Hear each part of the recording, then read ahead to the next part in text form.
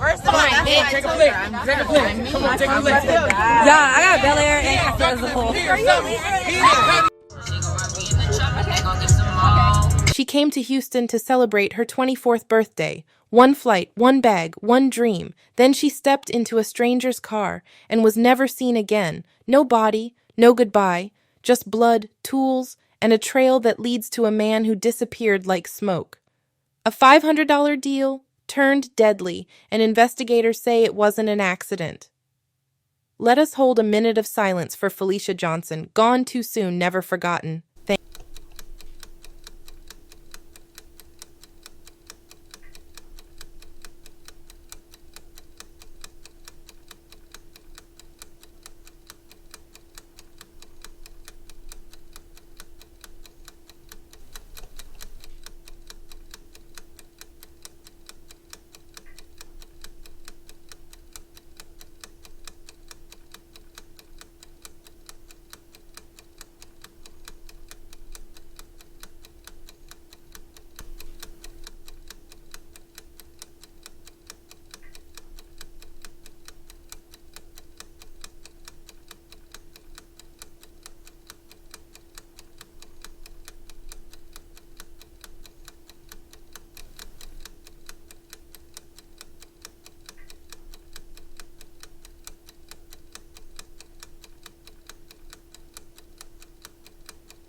Thank you. Why do you think Chukwuebuka Nwobodo did this? Was it planned? Was she targeted? Tell us in the comments. Sharing this video could be the thing that finally helps bring him in. Subscribe, like. Let this story break through the algorithm and make sure Felicia Johnson's life doesn't disappear from history like she did that night. She was the kind of daughter who never needed to be reminded to call home. Felicia Marie Johnson, 24 years old, was the light that her family didn't know how to live without. Born on a Wednesday in San Diego, July 9, 1997, a California baby with brown eyes that lit up when she laughed. Growing up, she had this gentle way of making everyone feel like they mattered. She wasn't just kind, she was intuitive. She'd notice when someone was quiet, off, hurting, and she wouldn't let it go unnoticed. Her dad, Kevin, said she was his baby girl, the one who still texted him, "Good morning, Daddy," even after moving out. She wasn't perfect. She struggled. She had dreams that felt just out of reach. But what she never stopped doing was trying.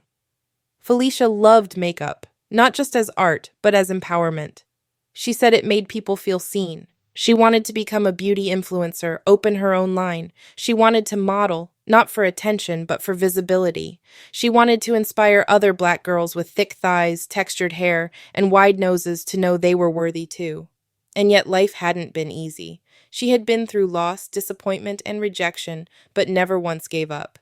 That birthday trip to Houston, it wasn't just a getaway. She saw it as a breakthrough.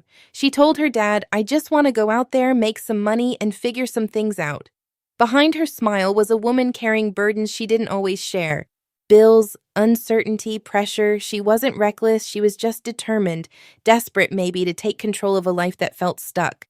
Her friends say she made every room feel warmer, she laughed loud, hugged tight, and when she celebrated, you knew it. Balloons, candles, the works. She always remembered your birthday, always. But on April 15th, 2022, she flew to Houston for her own, her 24th. She checked into a hotel, got dressed, took selfies, texted her dad, and then she got into a car with someone she had just met online. That was the last time anyone heard her voice. No goodbye, no warning, no second chance.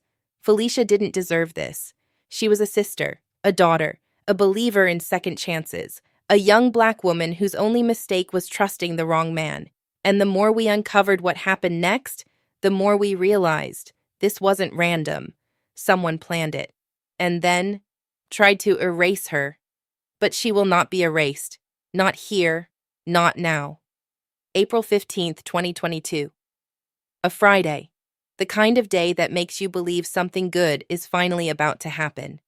The kind of day Felicia had been waiting on. Houston's sun was setting slow, brushing the skyline gold, but she wasn't looking at the view. Her eyes were on her phone, watching the minutes tick down, waiting for a new chapter to begin. She had just turned 24. She was far from home, San Diego, California, where her family knew her laugh like their own heartbeat, where her little sister waited by the phone, where her dad prayed harder than usual that night. Felicia had always been a dreamer, a deep feeler, a girl who talked with her hands and moved with her heart. She loved to journal, to do makeup, to take care of her people. But lately she'd been tired. Tired of the slow grind. Tired of the way opportunities dried up right when you needed them most. She wanted more, needed more. So when someone from Houston reached out with an offer, $500 to hang out for a few hours, she didn't see a threat. She saw a way forward, a way to catch up on bills, maybe get a new phone, send her sister a little something, and still make it back home before anybody worried. She landed in Houston that Friday and booked a room at the Intercontinental Hotel in Uptown. Her suitcase was small, just a few outfits, her charger, her makeup bag, and her journal. The room was quiet, cold AC, one window facing the freeway. She took a few selfies, texted her dad, posted to Instagram. She was smiling, but not fake.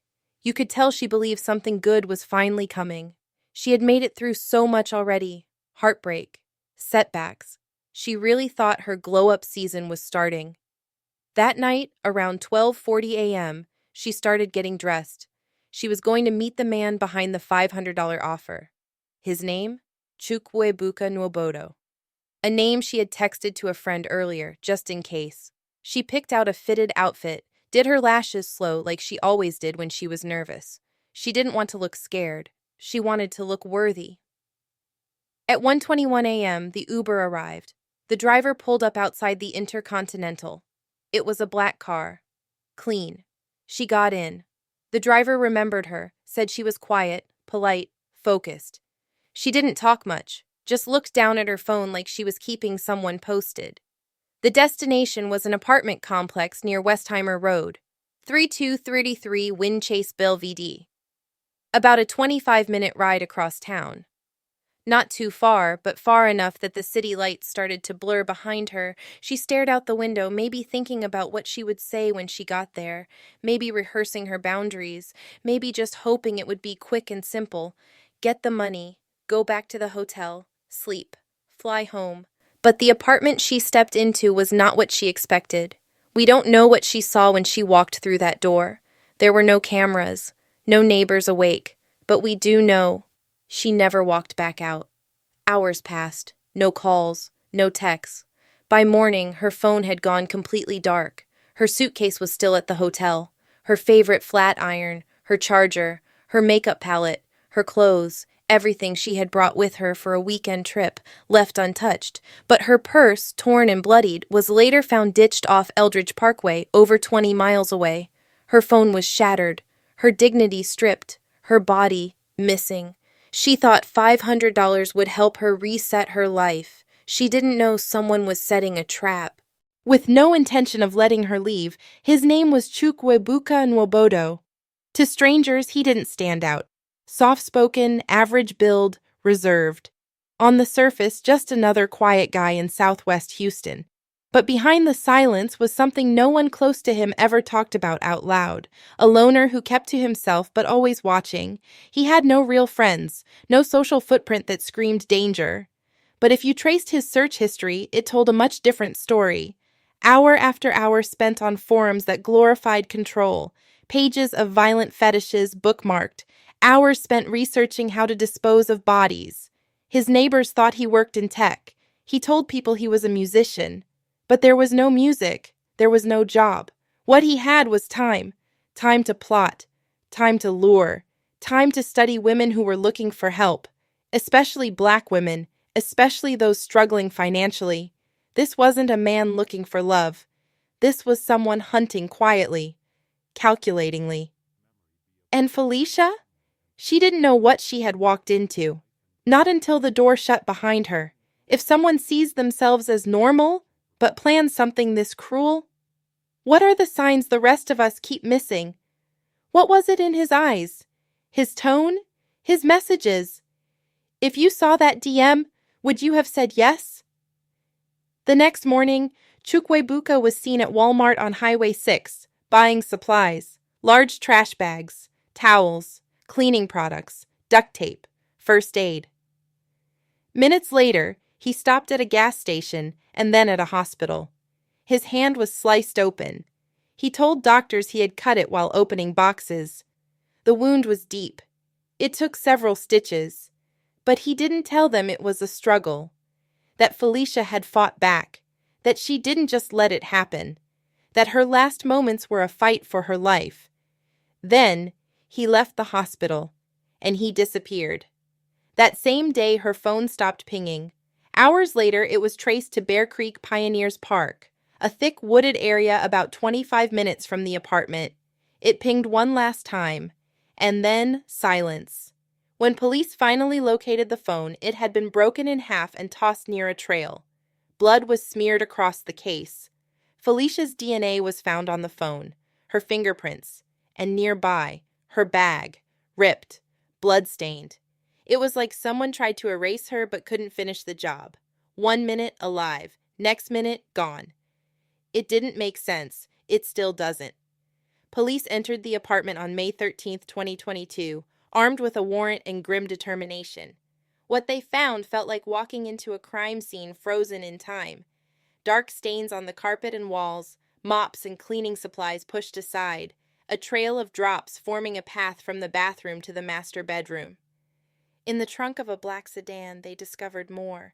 Several pairs of latex gloves, one still dusty with reddish-brown residue. A blood-streaked shovel. A large detachable kitchen knife, its blade dulled and dark, and everywhere, Felicia's DNA, blood on the back seat, blood on the driver's side floorboard.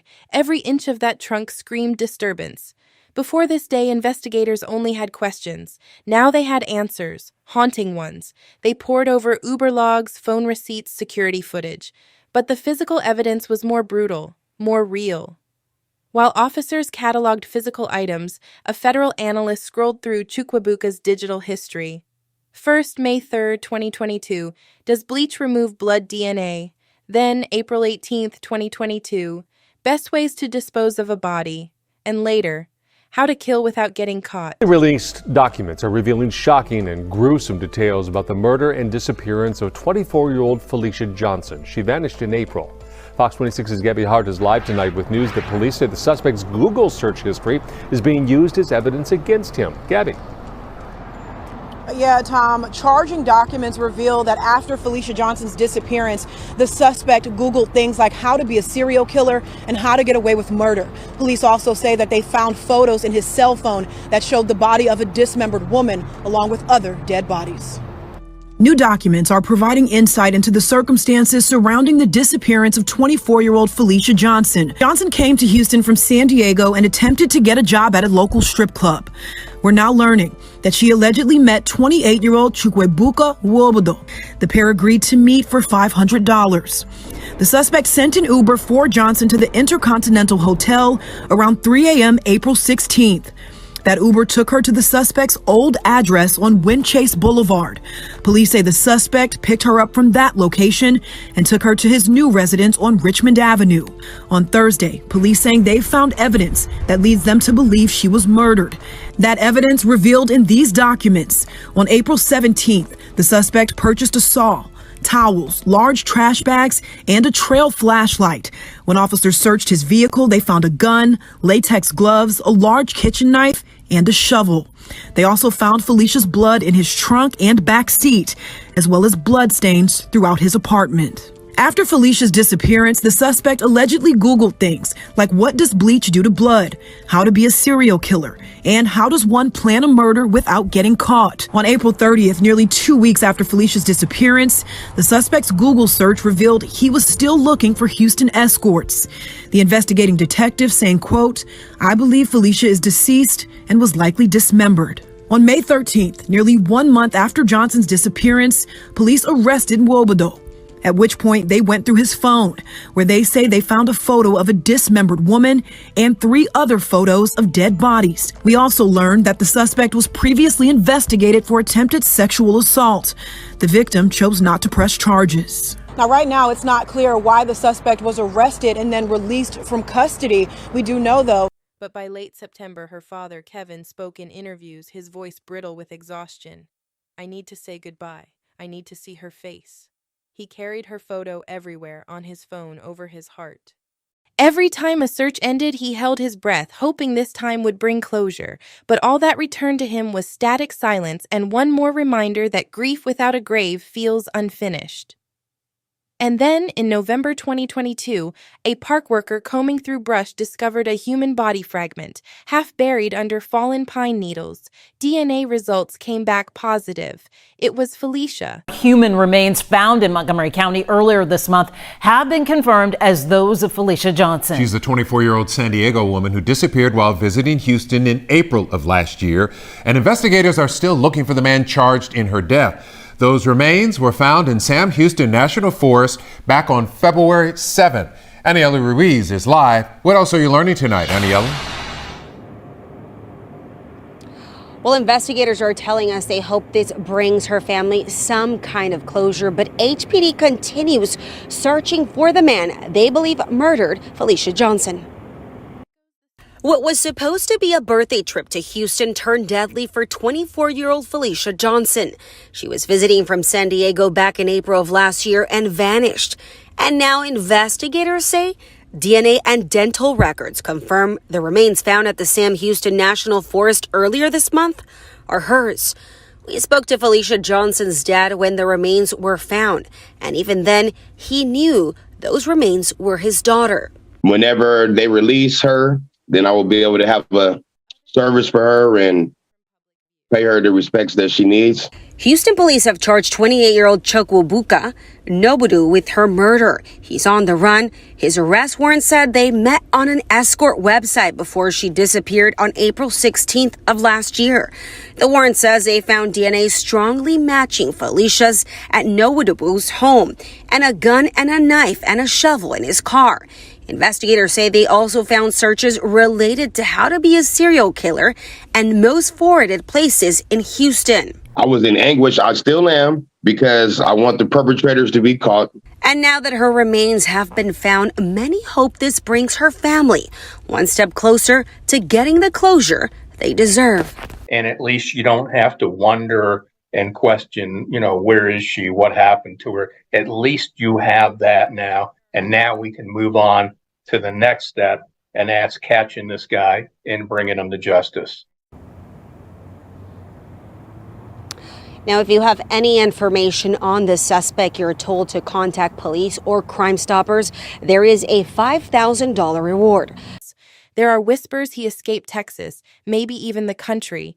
He had a Nigerian passport, did tech work, had burner phones, and no family binding him down. But he hadn't vanished because he couldn't be found. He'd vanished because someone, somewhere, let him slip through. His face became a symbol, a warning flag, another reminder that predators don't always get caught. Share this. Spread her story. Someone, somewhere, knows where he went. Somebody helped him vanish. Felicia isn't the first. She won't be the last, unless we keep speaking up. Felicia's case isn't alone. It echoes the stories of so many Black women whose disappearances don't get primetime coverage or full investigations. In 2022, Houston police labeled hundreds of missing persons cases inactive within weeks. National data shows Black women make up just over 13% of the population, but nearly 40% of missing person cases remain unsolved. Their names don't trend. Their faces don't stay on the front page. Some disappearances get bodies, others disappear completely from public view. And in Felicia's case, police response lagged behind because there was no body, no ransom demand, no gore on camera, just a community begging for answers while institutions looked away. That's not a coincidence, that's a pattern. Because when a Black girl goes missing, hope often dies faster than the investigation. Chukwuebuka Nwobodo is still at large. His photo is on every missing person alert, every billboard, every law enforcement bulletin, yet month after month he hasn't appeared. He knows these streets. He knows how to vanish. Some say he slipped into Canada, jumped a flight out of the country, or hitches across state lines anywhere to avoid capture. He was perfect at staying quiet. Imagine what he'd do if cornered. She's not the only one who answered a message that turned deadly. There are more women writing down a name, sharing a screen name, sending that Uber pin, and trusting it could lead somewhere safe. This isn't over. Not for Felicia, not for anyone who comes after her. This is a wake-up, a danger alert. A bright city street that hides shadows. Chuquibuca is still out there, and so is the next victim. But if we keep talking, if we keep watching, if we keep sharing, maybe the next person doesn't disappear in silence. Felicia Johnson is gone, but the questions still hang in the air like heavy smoke. Why did it take so long to act? Why was the red flag missed when her bloody phone was found? Why was her name not amplified the same way others are? Why was a man with a violent online footprint able to vanish without a trace? The questions are louder than the answers, and her family still waits. Her father wakes up every morning not to plan a birthday or see a text pop up, but to remember her face and relive the last conversation. Her stepmother scrolls her phone, seeing her daughter's smile frozen in old photos while her killer breathes free air. This case isn't just about Felicia. It's about the way Black women disappear, on streets in silence, behind broken systems, under the radar. It's about stories that never reach the headlines unless someone forces them to. It's about the families left behind to scream into empty rooms. Felicia didn't deserve this, no one does. Share this video, comment, share below. Subscribe to keep her story alive. Because silence is how predators win. But our voices, they're how we fight back. Don't let another Black girl vanish without a name, a face, and a fight.